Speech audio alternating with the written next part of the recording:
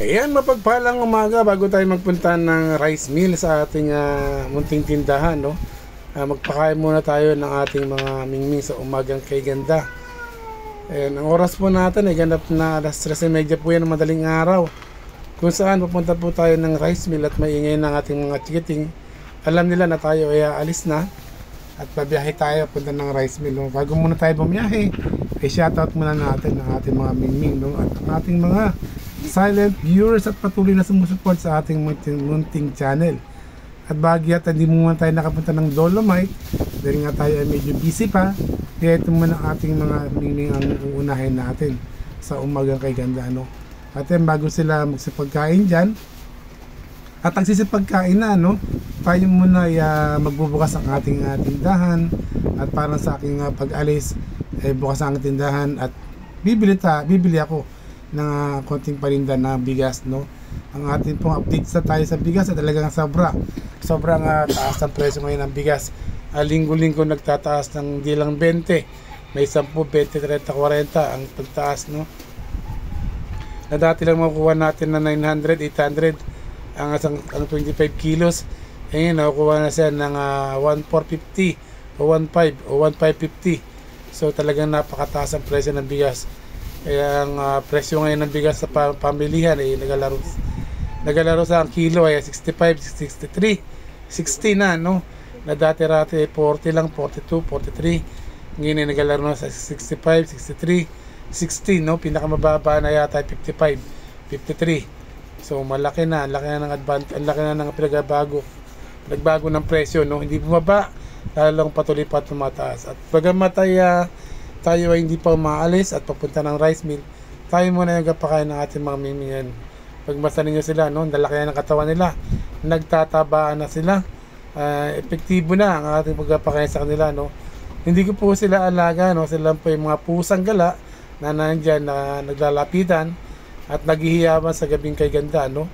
At may ingay, nakakaya rin minsan sa aking mga kapitbahay na patuloy na ako'y sinasabihan, maingay daw ang aking mga alaga. Hindi ko po sila alaga, paalala ko lang po, no?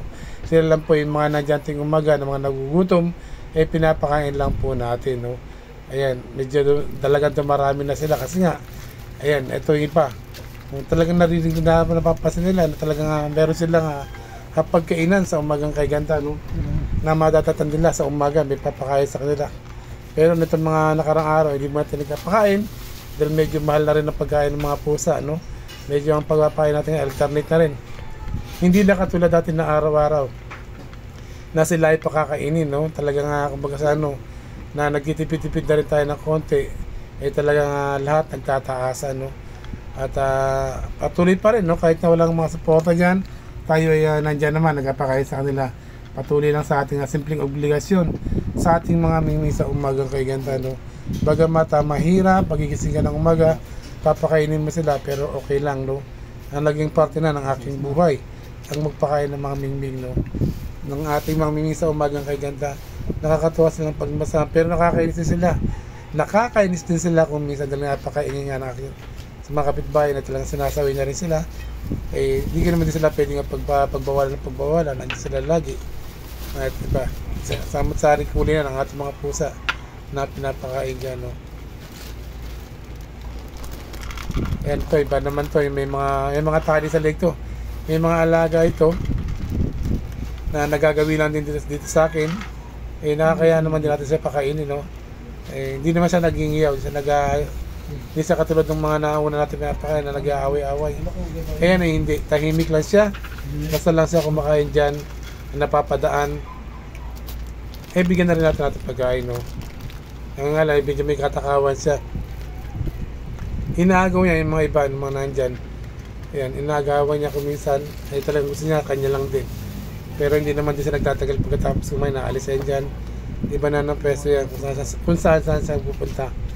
Pero may-ari talaga niya, no? Nandyan lang siya lagi tuwing umaga. At muli, no?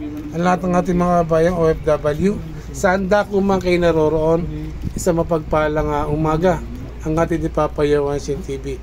Nawa, ano man ang inyong mga pangarap sa buhay ay makamit ninyo, no? Mga OFW, mga kabibigyan natin yan, Luzon, Visayas at Mindanao. Ang inyong abang lingkod, Papa Yowasin TV, ay lagi nag-update hindi lang sa pagpapakain ng mga pusa at sa Dolomite din kuminsan, no? Ngayon nandito muna tayo sa ating munting bahay upang sila muna ang ating pasayahin sa umagang kay ganda.